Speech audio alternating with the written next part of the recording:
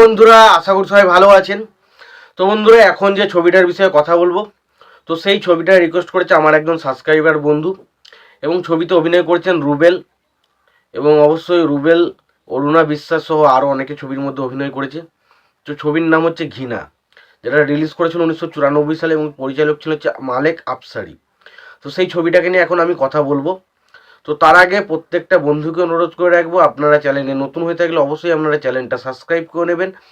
আর যদি আপনাদের ভিডিওটি ভালো লাগে থাকে অবশ্যই লাইক কমেন্ট শেয়ার করতে ভুলবেন না। তো এই ঘৃণা ছবিটার বিষয়ে কথা বলার আগে ছবির পরিচালক প্রযোজক হিসেবে কারা ছিলেন সেই বিষয়টাকে দেখে নিই। তো ঘৃণা ছবিটা রিলিজ করেছিল 1994 সালে। ছবির পরিচালক ছিলেন হচ্ছে মালেক আফসারি। ছবিটার সঙ্গীতের কাজ করেছিলেন আলম খান। ছবিটার প্রযোজক হিসেবে কাজ করেছিলেন হচ্ছে ফৌজ ফিল্ম। ছবিটিতে অভিনয় করেছিলেন রুবেল, চম্পা, অরুণা বিশ্বাস, হুমায়ুন ফরিদি, তারপরে ধরুন আরও অনেকে অভিনয় করেছে এছাড়াও।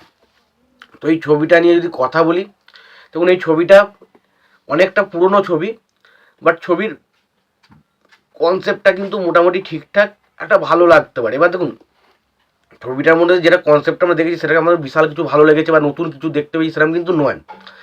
যেখানে আমরা দেখতে পাই রুবেলের একটা পরিবার রয়েছে, একটা সুখে শান্তিতে একটা পরিবার রয়েছে, সেখানে তার 2 বোন না 3 বোনের একটা রয়েছে, তার একটা তার একটা ভাগনা রয়েছে, এবং তার বাবা মা রয়েছে। দেশে একটা সুখে পরিবারে থাকে, সে খুব ভালো একটা সৎ পরিবার।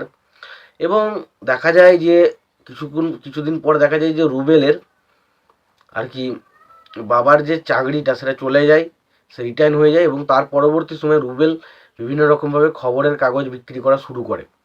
এবং সেই সময় রুবেলের নাকি চম্পা বলে যে নায়িকা রয়েছে তার সাথে ভালোবাসা হয়, এবং প্রথমত সে চম্পা বলে মেয়েটা রুবেলকে পছন্দ না করলো, পরবর্তী সময় সে কিন্তু তাকে পছন্দ করে এবং তারা একে অপরকে ভালোবাসাতে শুরু করে। এবং সেই জিনিসটা যখন তার বাবা, চম্পার বাবা জানতে হয়, তখন তার বাবা ছিল একজন বিখ্যাত রাজনীতিবিদ। সে রুবেলের বাড়ির ওপর একটা বিরাট ক্ষতির আক্রমণ করে, এবং তারা পুরো রুবেলের বাড়িটাকে পুরো বেশ্যাখানাতে পরিণত করে দেয়, এবং পুরো রুবেলের মানে আর কি বলবো, জীবনটা পুরো নরকে পরিণত করে দেয়।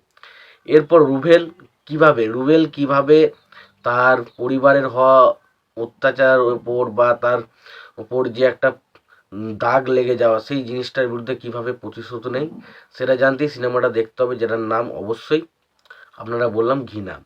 তো সিনেমা দেখুন, কনসেপ্টটা কিন্তু খুব একটা খারাপ না, এবং এই কনসেপ্টের সিনেমা দেখতে আমাদের কিন্তু বেশ ইন্টারেস্টিং। যেখানে এই ছবির কনসেপ্টটা পুরোটা হচ্ছে একটা রিভেঞ্জ ড্রামা, যেখানে আমরা পুরোপুরি দেখতে যাই একটা অত্যাচারের বিরুদ্ধে কীভাবে রুখে দাঁড়ানো হচ্ছে, সেটা নিয়ে সিনেমা।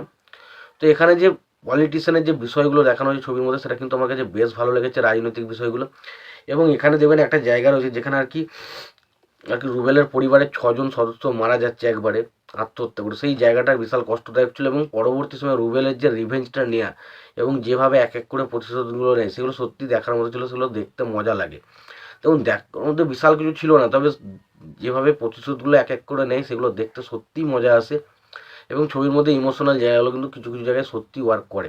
তবে গান এই ছবির আমার একদমই পোষায়নি, এবং নায়িকাটার সাথেও কিন্তু রুবেলকে যে বিশাল কিছু ভালো লেগেছে আমার, সেটা কিন্তু লাগেনি। তো ওভারঅল সিনেমাটা একটা বেশ ভালো সিনেমা। যদি না দেখে থাকেন অবশ্যই দেখতে পারেন। সিনেমাটা দেখে থাকলে আপনাদের সিনেমাটা কেমন লেগেছে জানাতে ভুলবেন না।